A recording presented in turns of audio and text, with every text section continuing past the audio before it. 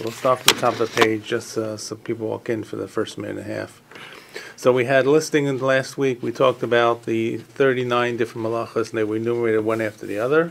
And it says 40 minus 1, which is, of course, 39. And we have a chance, maybe we'll talk at the end if we have a chance to talk about why 39 is called 40 minus 1. If not, we'll roll over to next week. We'll see. But the Gemara says, first piece of Gemara says, Minyan Lamali. Why do we need to enumerate, then say the number, right? If you already enumerate them, you can count that there are 39. So, Rav Yochanan Shemasan Kolam Behelam Echad Chayva Kol Achas V'Achas. If you do all of them together, right, then you have one for each of them. And you can maximally, therefore, do 39 different malachas. Okay? So, one of the reasons that why it's 40 minus 1 is actually going to be the next piece of the Gemara. Why you will see, we'll go right into it now. So the Gemara says, Hazoreya v'chorish, the first two malachas that were listed in the list of 39, number 1 is Zoreya, planting, and number 2 is Chorish, which is plowing, and number 3 is Koseh, which is harvesting. That's the normal order. And remember we talked about the fact that even though in the Mishkan this would be the preparation of the dyes, it is listed and follows Sidur the Pas, the preparation of bread, which at the beginning is the same as preparing plants for dyes, but as you get to the end of it, it gets a little different. But the first 11 malachas are this preparation for dyes or for the bread. So the Gemara says, Michte Michrav Karve Bereisha. Michrav Karve. Karve means to do plowing. Choresh is Aramaic for plowing. So seeing that the first part of the process should be plowing before you plant, right? Lisnei choresh, v'had lisnei zoreya. So the order should begin by saying choresh and then zoreya, as opposed to our list, which has zoreya and then choresh. It looks like the order is reversed. Now, and in fact, the entire first list of the 39 malachas are in order and sync with the process of going from the beginning to the end of the process. There are 11 malachas for baking bread, or preparing the dyes, and then it talks about preparing skins and preparing other things. And consequently, if it lists them in order, you would expect it to follow the natural order.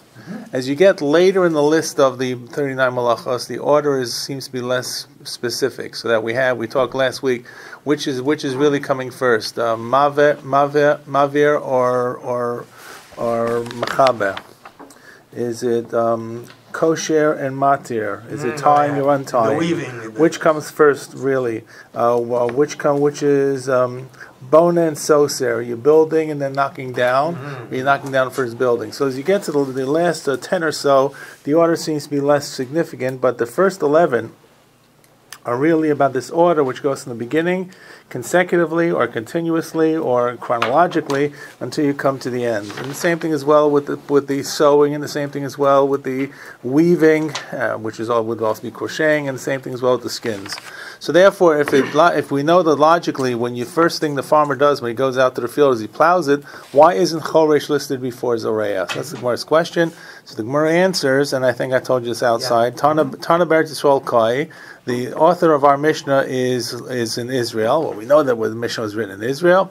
And the Zar Bereshi v'Hadar Karve. First they would actually plant, and then they would plow again. And Rashi says what it means is that they would plow at the beginning, ostensibly, like everybody plowed. They would plant, and then they would have to plow again to plow in the seeds into the soil. Even though the plow had been there to soften up the soil, and that's the definition of what plowing is. It softens the earth, marpe ara. It makes the land rafeh, soft.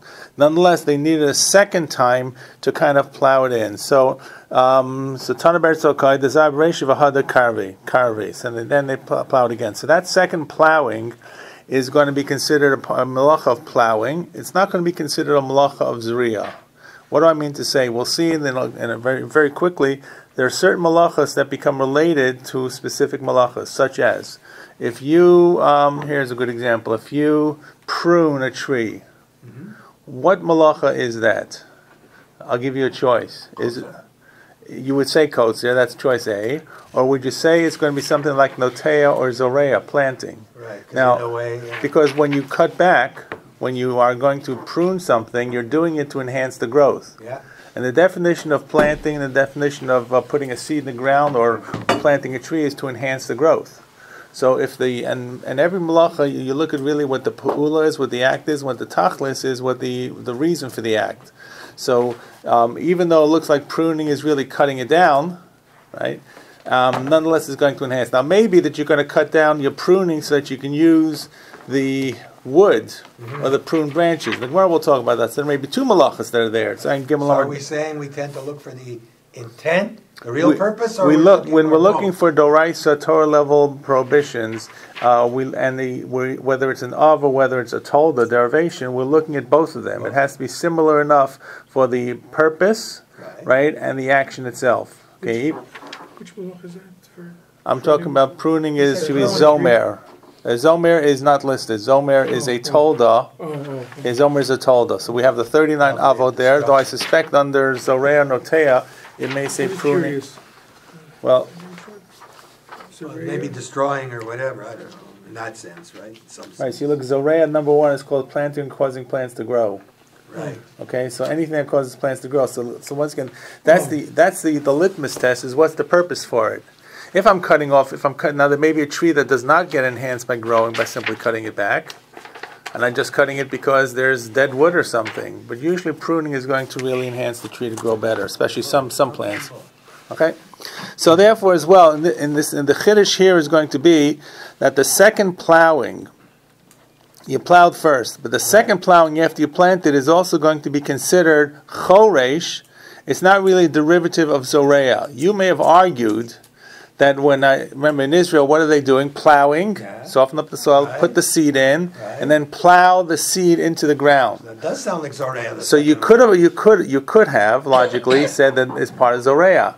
However, the real definition of choresh is softening up the soil. So therefore, it is planting, but it's really softening. It's really softening it up. So the chiddush of giving this in this fashion, putting Zorea at the beginning followed by choresh, is to tell me the second choresh, the second plowing is a malach of plowing.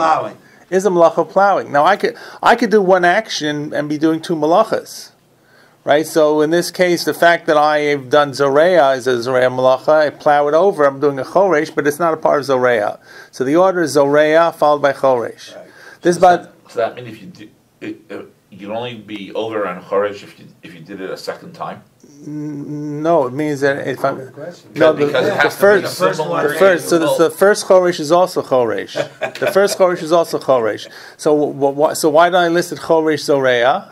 To tell me that the second Choresh is still Choresh. Choresh, right? Okay, not that the second Choresh is Zorea. So I've left off I've left off the first malach in Israel, which is to plow. The plow 1A,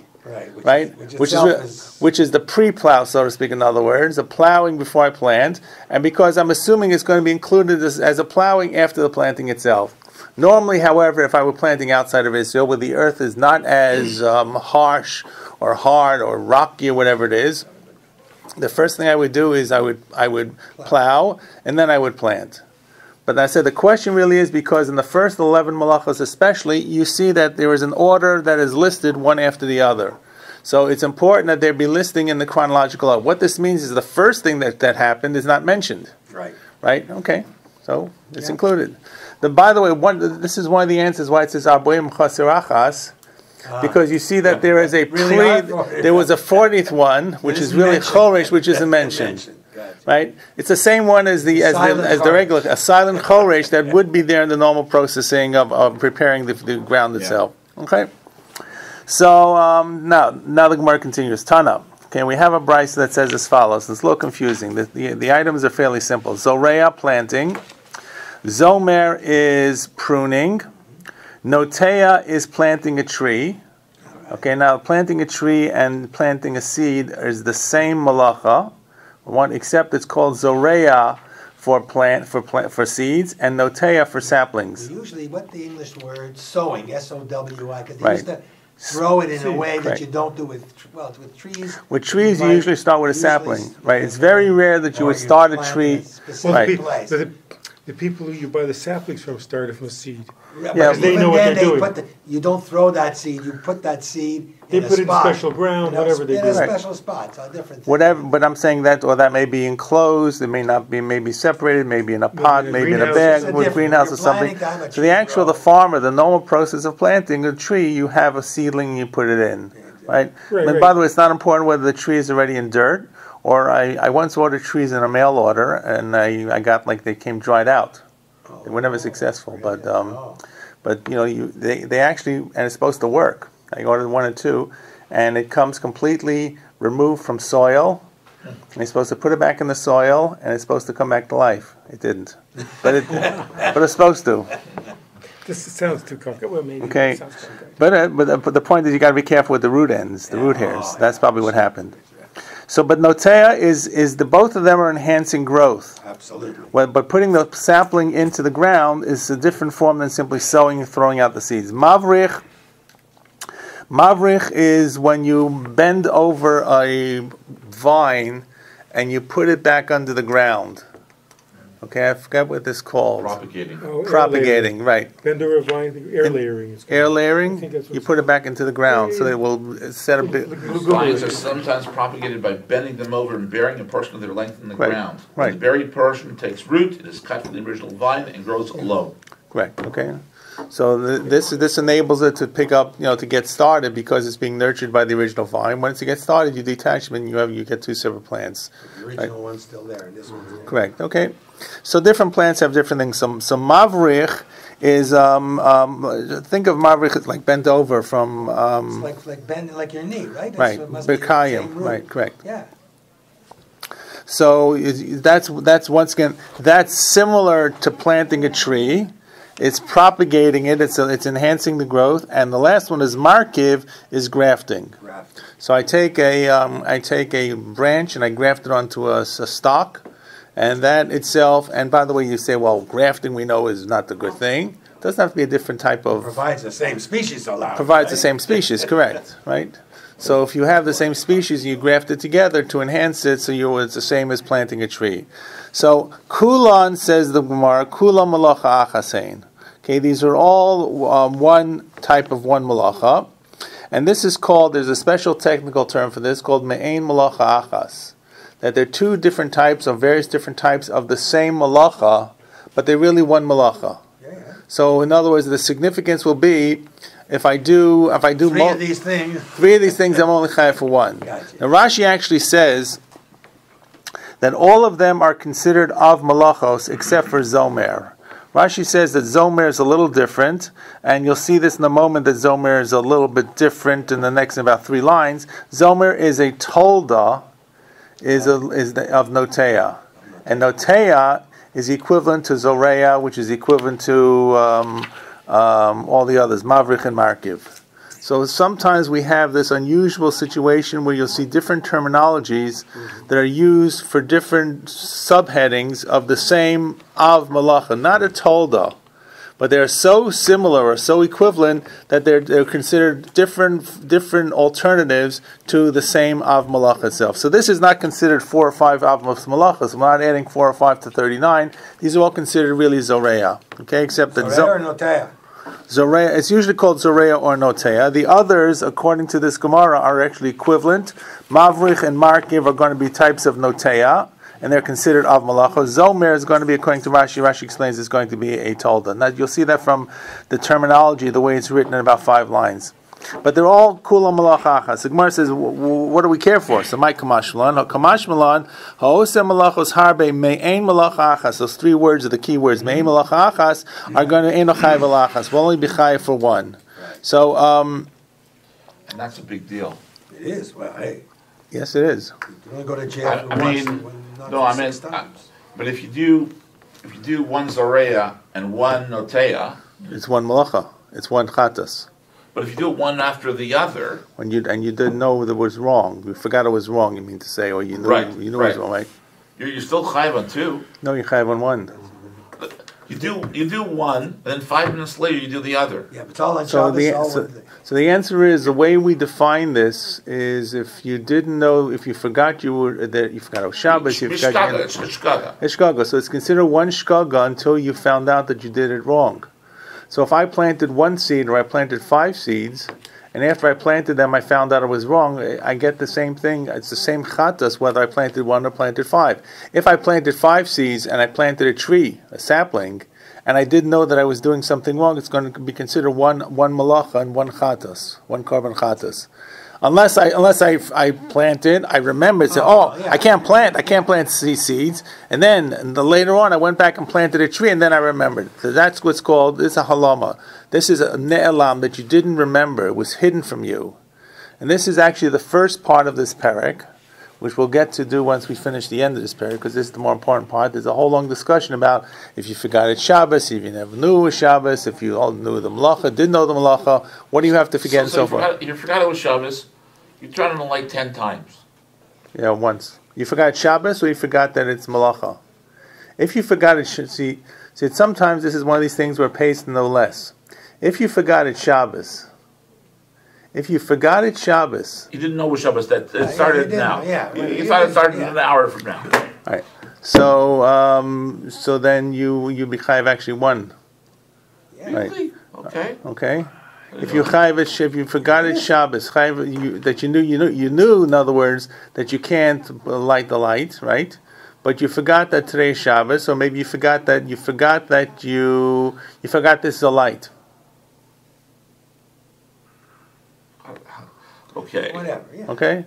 So in other words, the less you know, the better off you may be in certain regards in terms of how you. Especially if you're, let's say for example, if you're a tinach shenishbach. That's a completely different category, right? That may be that may be nothing, maybe onus. It's this new Google thing. They say turn on the lights, right?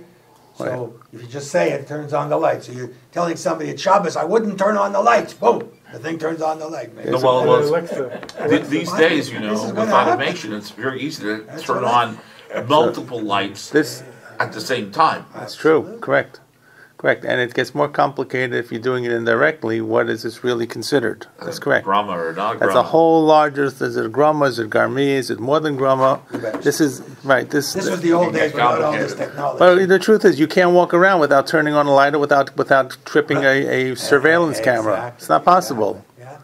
And you're probably going to trip some neighbor's photo sensor or motion sensor. Absolutely. My friend neighbor used so wherever you go. Anyways, that's a very large discussion. But the bottom line is, if it's a shkaga and I forget that I can't plant, and I plant multiple times, and then I remember, so I'm only chayiv once. The idea is really what I knew and what I do when I remember. Okay. So as a result, if you do multiple, if I do Zoreya, and I do Zomer, and I do Noter, and I do Mavrich, and I do Markiv, then I'm really only chayiv 1 malacha. So it's not only doing multiple times of the same malacha, these 5 are all equal and part of the same malacha, except they are what is called me'ein malacha achas. They look very different. They're all considered, they're not derivations, except for Zomer, which is a tolda. All the others are equivalent to Notea or Zoreya. They're all alternative malachos of an Av Malacha, the same Av Malacha. It's very unusual. So in other words, this isn't, it'd be wrong to generalize this to multiple totals of 1 Av. Right. That's not the case. Correct. The only one that's a tolda in this list is Zomer, according to Rashi. Okay. According to other Rishonim, actually even Zomer may be an Av Malacha. But these are all Av Malachas, but they're all the same Av Malacha. Right, That's right. the point. But by the way, one big machlokas is when you warn someone, you say you know about it. So how would you know about it? You either remember, or someone tells you that it's wrong to do. Right. When the person warns you and gives you hasra, do they need to identify which malacha it is, ostensibly? Do they need to say it's Zoreya? Or do they need to tell you it's the alternative of Zoreya, which might be, let's say, Notea or Markiv? And the same thing with, and the discussion gets further murky. What about if it's a tolda? Right? Let's take zomer, which is a tolda of notea, pruning, which is a derivative of planting the tree.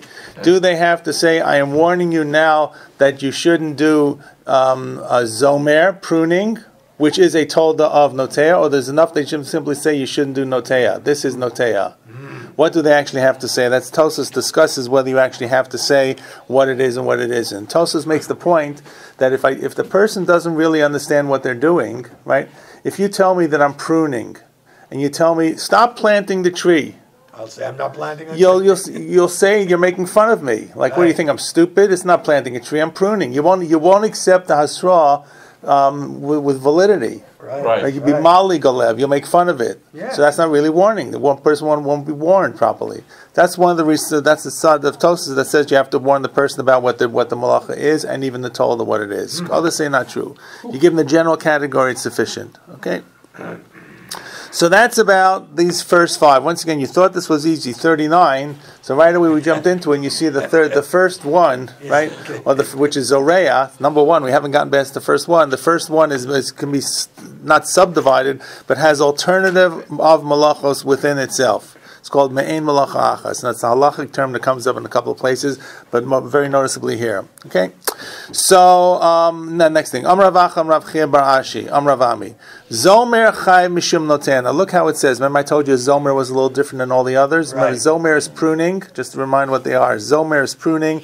Zoreya is planting. Zoreya is sowing. Notea is planting a tree. Mavrich is bending it over, what you call it, air layering. And Markiv is grafting. But look how Rav Acha, Rav Chia bar Ashi says this. Zomer chai mishum notea. Zomer, which is pruning, is chayv because of notea, which means, what are we saying that is? It looks like it's a derivative of notea. That's why Rashi says that you see that zomer is classified as a tolda of notea, right? And all the others, v'notea, v'mavrich, v'markiv, chayv mishum zoreya. All the others are part equal to zoreya. So in other words, somehow zomer is spun off here. And so the Gemara simply says, the Gemara's question is a little difficult. The answer is easy, but the Gemara says, Mishum Zoreya in Mishum Notea lo. Do you mean to say to me that that Markiv and Mavrich are going to be chayv because of Zoreya and not because of Notea? And that's a little difficult because Notea is really Zoreya. So the Gemara seems to be saying at this point, maybe Notea is separate from Zoreya. They are equal, but you would get 2 chatases. You would have to be 2 chatas. What Jack was thinking, which is not correct. So the Gemara says, Lo, Ema af mishum Zoreya. It looks like it says Yechayiv even before because of Zoreya, which looks like it should be 2 chatases, but Rashi and the Mefarshim point out it doesn't mean that Yechayiv 2. It may mean that you need to be identified correctly which of these Notea and Zoreya that you're warning him, or if you warned him with either of them, it would be considered a sufficiently way to give hasra. But the bottom line is Zoreya and Notea is really the same thing, and therefore all of them are equivalent except for Zomer, which looks to be a tolda of the Notea. That's how the Gemara really comes out. Ema af mishum Zoreya, which you have to really that it's the same thing as if you look at Rashi Ema af mishum Zoreya. It's about maybe 20 lines from the top. So Rashi just explains the Hach Surya Bilanos that Notea is the same as planting. Is the planting for trees. The Avadle Bahade Zoreya Machayev Chad V'Sulo. That if you were to do this at the same time that you're planting seeds, if you're planting a tree or you're air layering or you're grafting, at the same time you only chayav 1. So it doesn't mean that you're going to be chayav 2. No one's suggesting in the end that you're chayav 2, you're chayav 1, but these are treated interchangeably, and therefore you could say that you're chayav because of Notea, you could say you're chayav because of Zoreya. It's the same thing.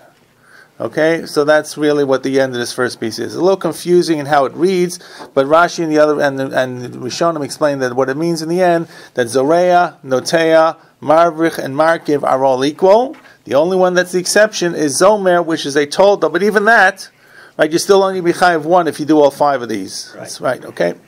Now, remember I told you that if you can do 1 malacha and 1 action, and you may be chayav for more than 1 malacha. It's possible to kind of get a double whammy, right? Double play, so to speak. So Amar Rav Kahana, Zomer v'tzarech la'etzim. Okay, Zomer is pruning. Oh, sorry. It's pruning. We just had it, right? Yeah, just sorry, the words keep going back and forth. He needs it for. Right. I'm pruning the tree, or I'm pruning the plant, and when I cut back the tree or the vine or whatever I'm cutting back, I'm going to use the wood for firewood or something, or whatever I need the wood for. Maybe I'll use it for weight. Whatever it is, I'm going to use the wood. So Rav Kahana says that this is a case where you can do one action, but you have two purposes. Right? On the one hand, I'm trying to enhance the growth of the tree. On the other hand, waste not, want not. Whatever I cut back which will enhance the growth of the tree, I'm also going to use. Right. So that's harvesting.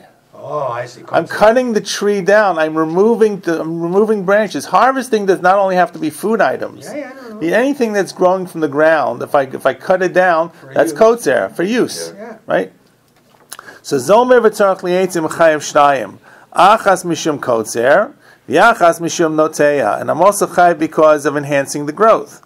Okay, so now the Rishonim point out that assumes, right, that I want both these things. Sometimes right, correct. But I'm saying, what would happen if I have a plant that when you cut it back, it does not enhance the growth? Well, it's not just no lichal; it doesn't work. It doesn't do anything. Not every plant is going to. You don't need it. You just came up by. Correct. What you're saying is it will enhance the growth, but I don't want it. Correct. That's right. So that's something about whether it's davar she'eino miskaven and whether I want it or don't want it. I'm saying, but there are plants that grow vociferously when you cut them back. Right? You take like aravos, for example. You cut them back; they come back in like gangbusters. They come back like twice or three times as heavy. And then there are plants that you simply cut back and you don't see any growth. Now, there usually is growth, but let's say there's a plant that doesn't grow at all. But you're cutting it back for the malacha of propagating the vine. With the wood that you took away, you don't need it at all. You don't need it for fuel. You don't need it, so what I'm trying to say is, yes. What I'm trying to say is, what if the tree doesn't really grow more if you cut it back? There must be a tree or a plant somewhere that does this. I know. Let's say there were, so then you would be chayev. So that this kind of zomer would not be considered zomer. Right. At all. It would have to have a creative purpose, which means you would use the wood. But assuming, as we said, you didn't want the wood. If you didn't want the wood, then there may not be a malacha min Torah for sure. Right. There may not be a malacha at all. Correct. You're just simply destroying the tree or taking off a dead branch. You have like a half-dead tree. And you start right, but the truth is, a half-dead tree and removing the dead timber will actually enhance the tree's growth. I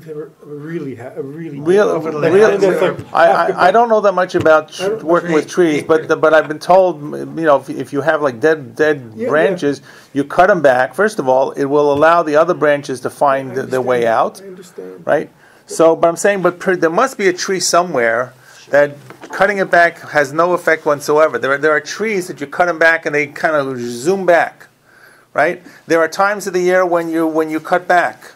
I don't know, every tree has their different season. I see there's people cut back stuff in the fall before the winter, people cut in the springtime, depending on what the tree is. There are rules about it. There are rules, but their rules are meant to enhance and maximize that kind of preparation for the tree for winter and spring and summer and so forth. But at the same time, most trees and most plants will grow back if you prune them properly. If you over prune them, you'll kill them. Right? So, but all I'm saying is that if there were a tree that the pruning were not effective in enhancing growth or encouraging growth, it wouldn't be the zomer we're talking about.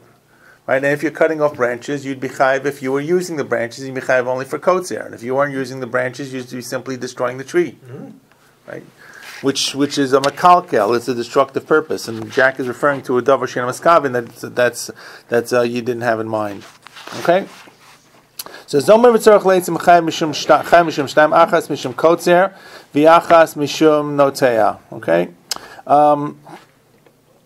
now and Tosas actually points out, and this is what I think Jack was trying to say, that even a malacha she'eina tzricha legufa, right, a malacha that you're not using for its purposes, still has to have a positive purpose. You still have to use the eitzim. Otherwise, it's not considered. Otherwise, it's simply going to be destroying. So that's just kind of finish up what we're doing. Okay.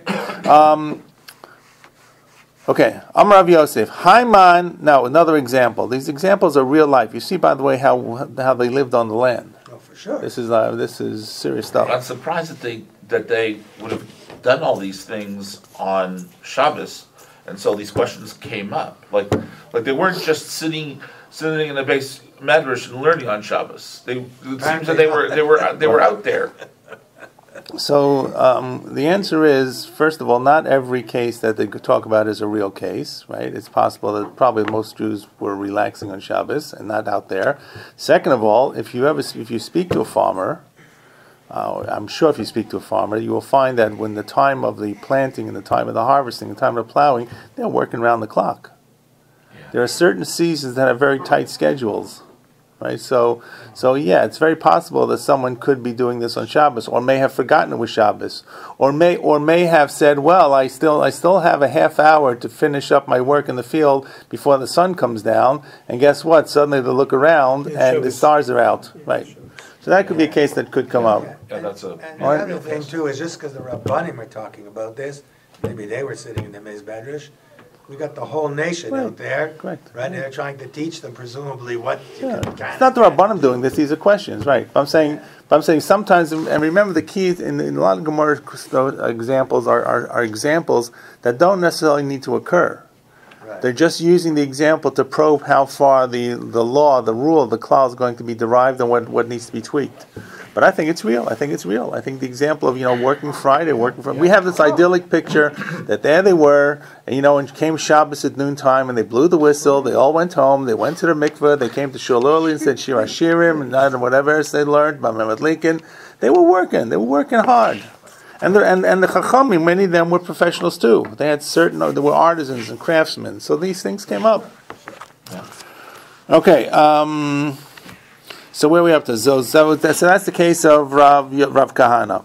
Now the next case, Rav Yosef. Another example. Once again, this is a similar example. Haiman the kotel aspasta. Aspasta is some kind of vegetable. Some kind of animal fodder. I think they translated it as vetch. That's just a type of plant used for animal fodder.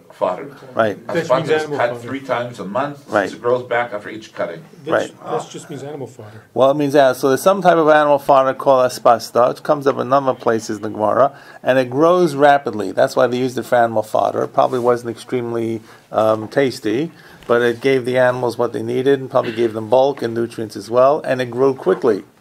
So it was fairly economical in terms of feeding it to the animals. And Rashi says that they, as Jack just read from the article, they cut it 3 times a month, which means every week and a half they're cutting it down, cutting it back. It's like mowing your lawn. But it grows back. But the lawn doesn't grow like this in the summertime. Your lawn slows down. This kind of went through. So you cut down the aspasta, you cut back the aspasta, and you cut it all the way back. Chayiv shtayim, achas mishum kotzer. So this is even more complicated in the previous case, which you were pruning and you wanted the trees, you wanted the wood. Right. This is you're just simply cutting back the aspasta. So what do you get from this?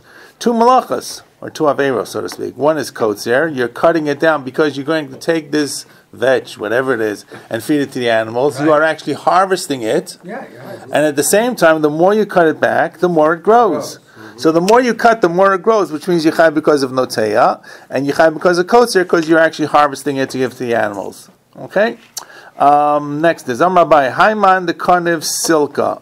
Karnev Silka is you are cutting beets, I believe it is.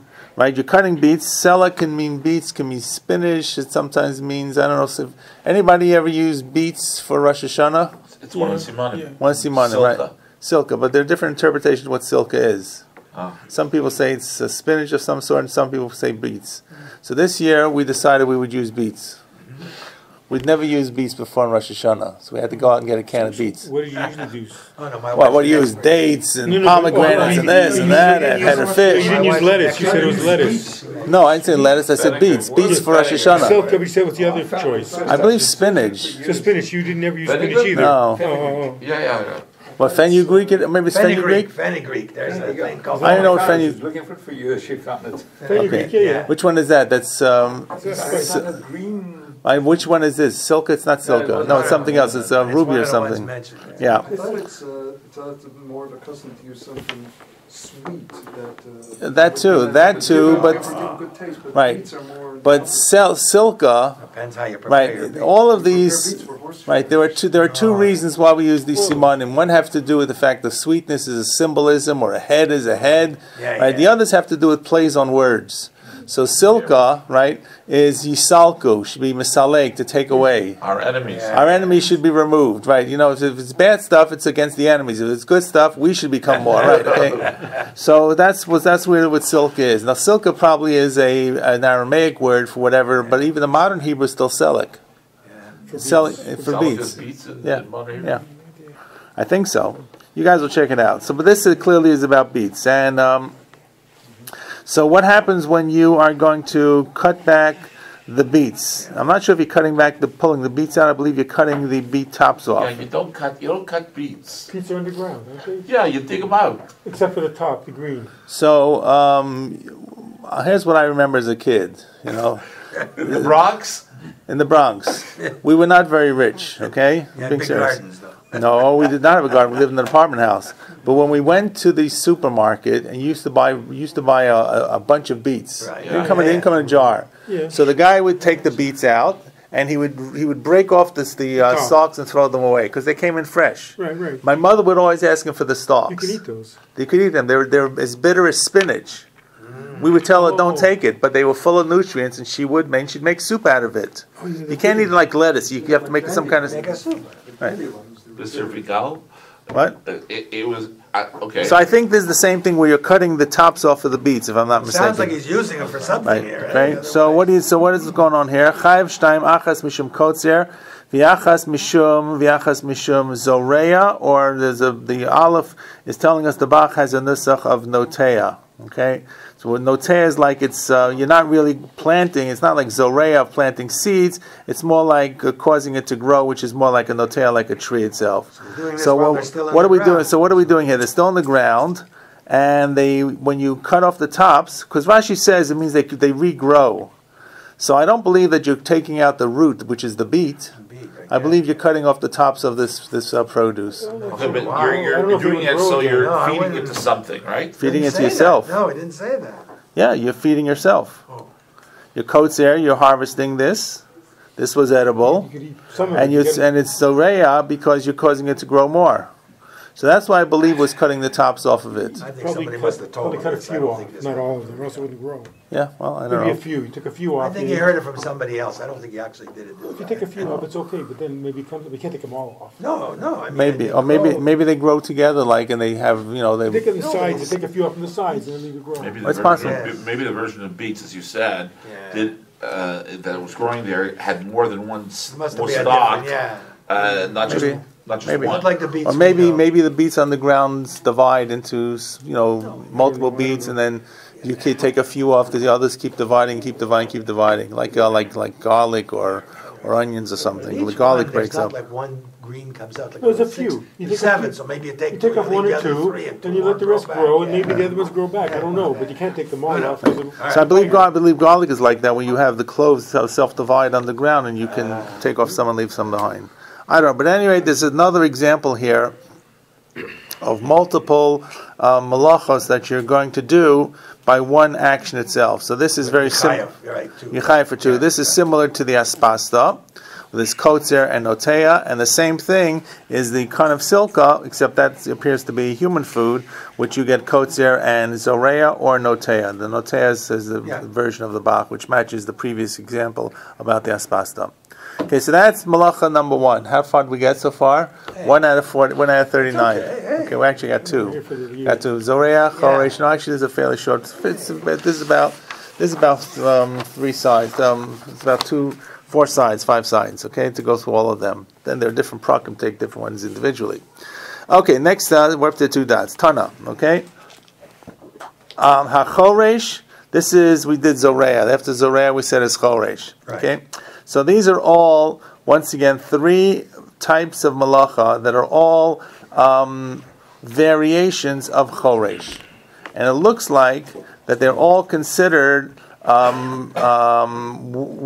equal av malachos. Right. Tana. So the Brisa says, choresh is plowing. That's very simple. Right. Chofer is digging. Right. Okay? V'choretz, and choretz is making a trench, making a ditch. Okay? So all of these kula malacha achasein, they're all one malacha, and therefore, and why they're all malacha? Because the key for choresh, the key value is making the ground soft. So when you dig the ground out, that's why plowing is you're making the ground soft and you're putting the ground back. But the other examples of digging out, the ground becomes soft. So if you dig a hole, if you're chofer, and you take the dirt out, you also made the ground soft. If you make a ditch, the ground that came out is now soft. So somehow you softened up the ground, whether you're going to leave it there or take it out, is still part of what's still equal to choresh. So all of these, the same way we had zoreya, noten, all the others are one malacha. Choresh and chofer and choretz are all considered one malacha. And therefore, if you did them all, you'd only be chayav one aveira. Okay? Same kind of concept. So we're going to try to find out once again examples where, guess what, you can double up. Get more than one aveira by doing one action. Okay, Amar Rav Sheshes. Haisalo gavshushis v'natala. Now you have to remember that the floors in these houses were dirt floors, were hard dirt floors. So as a result, there was never a problem of scratching the hardwood. There was never a problem of staining the carpet. But you could actually scratch out the floor if you weren't careful, or if you were careful. So let's say you have a hill, a bump in your floor, gavshushis, a mound. So you got a mound. Instead of having a flat floor, somewhere in the middle you have a bump. Now the bump could be anywhere. It could be in the house, right? It could also be in the field. Yeah. Right, like not just on the roads where you see the bump sign, but the fields are not necessarily even. Sure. So and actually you can't have a flat field. I mean, a reasonably flat field. But let's say Exactly. But let's say you want to flatten it out. Because having a field with a lot of imperfections and bumps is going to be difficult for the oxen to pull the plow, and difficult to get the crops in and the water and everything else. So you have this mound, and it's either in the house or in the field, unatala, and you take away the mounds. So what did we say was choresh? Choresh we said was really softening. And what were the examples we gave? One is plowing. What were the other two? To digging a hole and digging a trench, okay? Now, what's the example here? Gavshushis is you have an inverted trench. You have a mound. Right. So when you're taking away this mound to flatten things down. Right. This looks like an inversion of the choresh, of chofer. It is. It is the opposite of chofer, but it doesn't sound like you're doing it to soften the earth. Right? Yeah, you're doing it to soften. Well, you have to make the earth soft to get it out of there. I guess. Yeah, okay. Like drinking a hole. Right. So anyways, let me read it and then we'll look at Rashi and I'll tell you what I think Rashi is saying.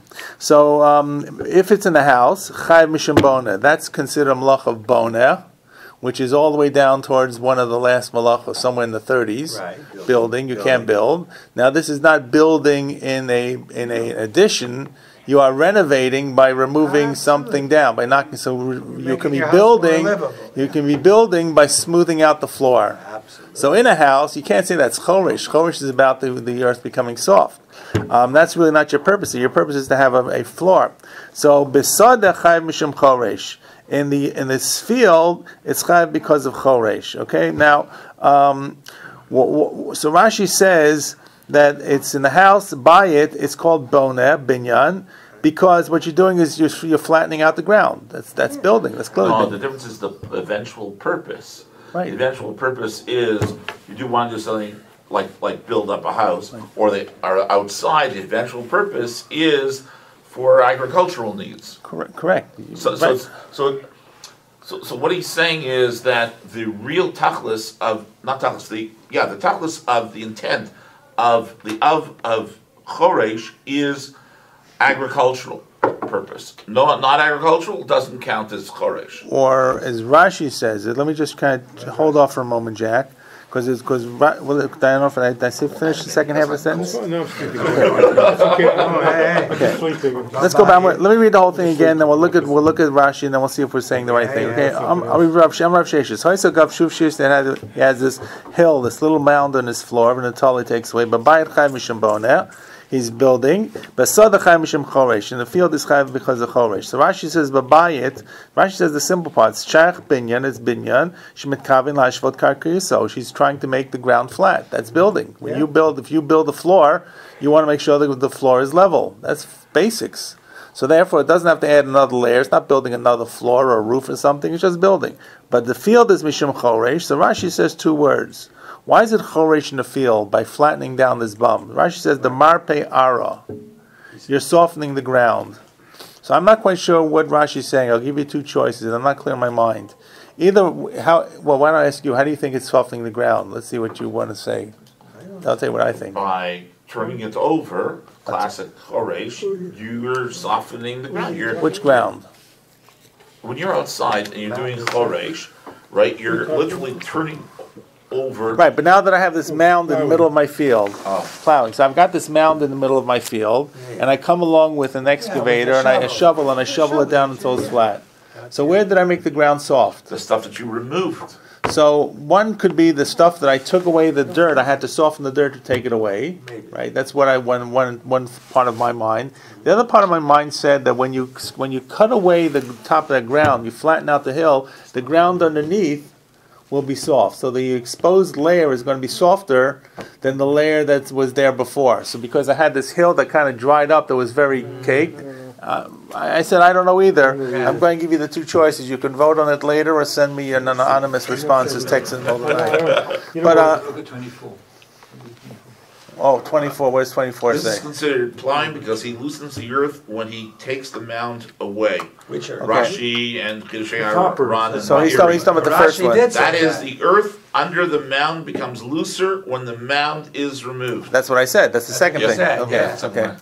So, in other words, what he's saying is, and it could be either way. It could be the dirt that I'm taking away. I've got to soften it up to take it away, or it could be the dirt that remains is also softer because it's now new dirt. Look, let me put you in a way that you can understand it. I come here with this bulldozer or a hand shovel. I shovel it out, and what do I have to do? I probably have to smooth it around. You might take a little more than Right, you take need. a little more and Might take smooth it more out. than So you need. the That's top what layer is where I'm going to have the soft dirt. So whatever it is, this looks like it's different than choresh, but it meets the criteria, right? It meets the criteria of the tachlis, of the purpose, which is to soften the ground, or the pu'ula, I should say, is to soften the ground. And it's also working on the ground. It's turning the ground upside down. So it looks like choresh. It walks like choresh. It quacks like choresh. It looks like choresh. It's choresh. So if it's outside, it's going to be considered therefore a malacha, or at least probably a tolda of what choresh really is. By the way, just as an aside to all the asides here, all these malachas, by the way, it's very interesting, are written as verbs. Right, it's called bone. It's not called binyan. Right. It's called zoreah. It's not called zriya. Right. Because the verb is the action, is the poel. Because yes, it is. You're doing the action. Correct. Okay. I don't say. We talk about kashrus. You talk about Shabbos. Most prohibitions and mitzvos. You talk bris milah. You don't say lamul. Lamul, right. Right. You talk about matzah. You don't say chametz. You don't say machmitz. I'm just pointing this out. All the malachas and the reason. What am I trying to say? So what are you trying to say? They're all verbs. Right, because you're doing action. No. But and that's exactly the purpose. The point is that I have to do the action. If the action happens and I don't do it, there's nothing wrong with it. There's nothing wrong with a guy doing the action. There's nothing wrong with my animal doing the action. There's nothing wrong with the action happening by itself, at least in Torah. So but that's why they're all defined as I am the zoreah, or I'm doing an action that caused the zoreah. Okay, I am the choresh, I am the boneh. Just as an aside, it's something we always can pass up. It's not that building Right. you're saying is itself. Right, bad, there's but I'm something building. wrong with the chazer. Construction is Right, not forbidden. correct. I'm forbidden from Correct. I'm just saying this may be more drash and pshat, but it jumps out at you that they're all Drash is verbs. Okay. So that's the first case. The first case is where I have the mound. And it's either going to be in the house, it's going to be boneh. In the field, it's going to be choresh. Pretty simple, okay? Now, the Gemara says, what's the reverse case? Amarava, haisalo guma. I have, in the same thing, once again, I have now a indentation. I have a drop-off in my floor, and it can be in my house, right? All right, it can be in the field. And once again, in the field, if you have those oxen coming by with the plow or the cart, you want to straighten it out. It's going to be ponding water. It's going to just mess up everything. So hayisalo gumot mama, and I filled it in. I raised it up, so to speak. Babayit chay mishum boneh ubas and besada mishum choresh. Okay, so in other words, the same thing will be in the house. It's boneh. Clearly, I'm adding to the floor level. I'm raising it up and making it more flat, more level. And in the field, it's also going to be considered choresh. Even though I'm adding to the dirt, I'm adding softer dirt to the field itself. And therefore, and that's what Rashi says. Rashi says in the guma tmama, it's on the Rashi on the side, be'afar hainu choresh, ya'afar shemilu bo have a ripoy or rafoy is soft, betov l'zriya. What I'm adding to that dirt is soft dirt to raise the level. V'hishvel karka, to raise it up to the normal level of the field. Liot nizra masada, to be able to be planted with the field. That's the same basically as doing choresh, except that's the whole field and it's just part of it. Okay, so far so good. Yes, good. Yes. Good. Now, next case. Amar Rav Abba. Rabbi Abba. Amar Rabbi Abba. Okay. Hachofer guma b'Shabbos v'eino tzarich ela fara pater aleha. Okay, this is very interesting. Yeah. I dig a ditch, I dig a trench, and I don't really want the hole. No. All I want is the dirt. But to get the dirt out, I got to dig a trench. So, hachofer guma b'Shabbos ve'ena tzarich ela la'afar. All I need is the dirt itself. Rashi says the case is I really need the dirt. There's this little kid who left behind a poop pile, and I got to cover it up. Rashi says soa. So there is some kind of excrement. Doesn't have to be a kid. Could be an animal. Could be a person. And I need to cover it up. It's really messy. So how would I do it? I put some dirt on top. Where am I going to get the dirt? I dig a little bit out of the floor. It's not important really where it's coming from. Whether it's my house or whether it's coming from the field. Your pater, it says. But pater, and by the pater means that pater avalasar, right. Which not means mutar. It's not mutar, but it's a rabbinic prohibition. But it's not going to be a Torah level prohibition. That's a significant point. And therefore, what's mean pater? It's not really considered boneh, and it's not going to be considered choresh, right? So the Gemara says why? Because it didn't really, because to be choresh. Okay, I'll try it this way. If it's in the house to be boneh, what do I have to do to be boneh to make it boneh? I've got to build something. I have to improve the house. Right? I can improve the house by lowering a hump in the floor. Right. I can improve the house by raising an indentation. Right. In the field, I can make the field flat by removing the bump, the hilltop, right, in order to make it smoother in the field for the ox to go. Or I can raise an indentation, a crack in the field, to make it flat as well. But this is not serving any purpose. So therefore, can't be boneh.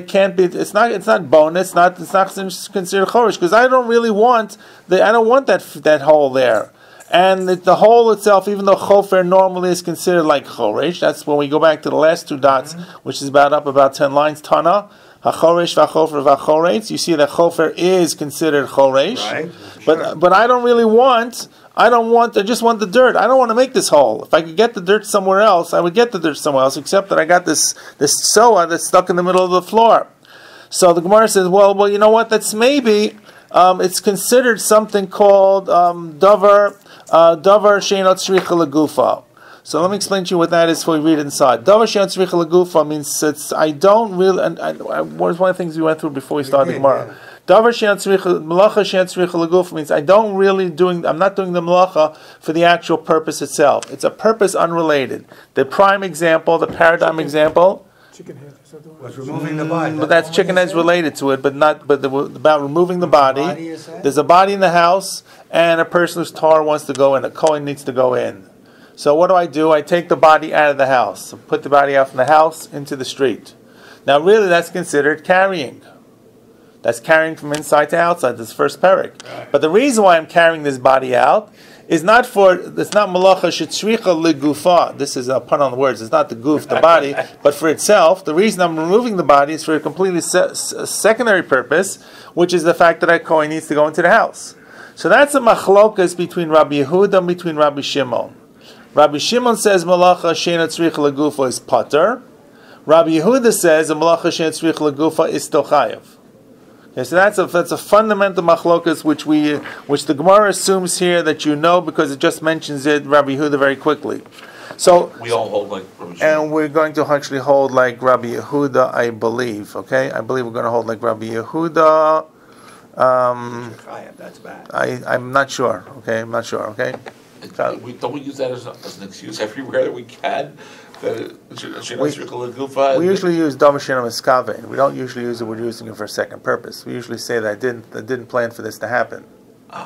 Okay. Davashin Miskaven means I'm trying to think of an example. Well, the example of the chicken head is where you know it's going to happen, but it might be helpful to you, right? If let's say I wanted to keep the chicken alive, and I need the chicken head for the kid, that's malacha davashin miskavin, but it's going to happen. But malacha she'en tzrich lagufa looks a little bit like it, but it's really, I know that I'm doing the malacha. I know what I want to do. I intend to do it. You intend to carry the body out. I tend to carry the body out. I know it's inside and I know it's outside, except I don't really want to carry the body out for itself. I'm carrying the body out to make room in the house for the Kohen to go into. Halachic room, tumor tar room. The difference is just intention. I'm sorry? The difference in it too is that not just intention. Right, the Davashem Miskavin, I don't have intention at all. No, but the intention is, if I say, well, I don't want the body in the house because it makes me uncomfortable, I'm going to take it out. That's situation number one. And it's not about making you uncomfortable, it's that a Kohen is in the house. I'm saying taking two different cases. Right. The next, that is different to a situation of taking the body out for a Kohen. Correct, that's correct. Right. One I'd be chayiv and one I wouldn't. Correct. Or if I'm inside and I had I had a loaf of bread and I took the bread and I put it outside, that I intend you can't say, well, I really don't want to take it outside. I took it outside. I took it outside. I don't want to carry, but you did want to carry. So the case of the dead body, though, is the case where lacha she'en tzrich leguf. I do believe we pass like Rabbi Yehuda, but I will double check. Okay. Right. Trying to get back to you on that for next week. Bottom line is though that. That the Gemara says, "Va'afilu Rabbi Yehuda the Amar malacha she'en tzrich legufa chayav aleha." So even according to Rabbi Yehuda, if it's Rabbi Shimon, we say malacha she'en tzrich legufa is pater. So I understand when I'm making the hole, I'm not trying to make the hole. What am I trying to do? Cover something up. I'm trying to get the dirt. Right. If I could get the dirt any other way without digging it out, I'd be happy. I need the dirt to cover the tzoah. It's a real need. It's not because I'm simply doing this for later. There's a smelly tzoah in the middle of the room, so I want to cover it up. I got to cover it up, and so I dig it out. I don't want to make the hole. I don't really care about soft dirt, hard dirt, no dirt, yes dirt. I just want the dirt to throw on top of the tzoah. That's why Rashi gives the case like that, because the hard dirt and soft dirt doesn't really make a difference. But so if Rabbi Shimon says malacha she'en tzrich legufa is pater, so I understand why we would say here v'eino tzrich lafara is pater aleha. If, however, according to Rabbi Yehuda says malacha she'en tzrich legufa is chayav, so why would I be pater? Why would I be pater by digging the trench or digging the ditch in my house, in my field, and taking the dirt out? I don't care about the trench, but still malacha she'en tzrich legufa is chayav. So the Gemara says hani mili mitakein. That's when the malacha she'en tzrich legufa is doing something positive, right? Hai makalkelhu. This is a negative. This is breaking. This is ruining the floor. And this actually we do paskin like. So I think we paskin like Rabbi Yehuda, but makalkel is going to make this pater here. So in other words, let's go back to the case about the taking out the dead body. When I have the body in the house, my purpose is to allow the Kohen to go into the house. I take the dead body out. That's a positive purpose. I'm not ruining the body. I'm simply putting it in the location. It serves everybody's purpose. The body's moved from here to there. It's out of the house. The Kohen can go in. Everybody's happy. When I now dig out this hole of dirt, so I want to cover the tzoah, if it's in my house, I've ruined my floor. If it's in my field, I've ruined my field, or at least I've detracted from the field. So if it's malach, and I don't want to do it, because all I really want is the dirt to cover the tzoah. So it's malacha she'ena tzrich legufa, and even if you follow Rabbi Yehuda, but malacha she'ena tzrich legufa, that's makalkel, is going to be pater. Right. And that's why this example is a case of really why it would be pater. Hani mila mitaken, but hi makalkelhu. This is a case of makalkel. Okay, and that takes us up to what do you call it? You have the malacha of zoreya, choresh. And that's as far as we got, correct? Right. Okay, that's as far as we got. Right. Okay, so which I think, what time is it now? It's pretty much the time is up. Maybe we'll stop here, okay? We'll talk about the next case is also going to be cases where we're throwing stuff at the two things happen. Okay, before we leave, let's talk about next week. Let's turn this off.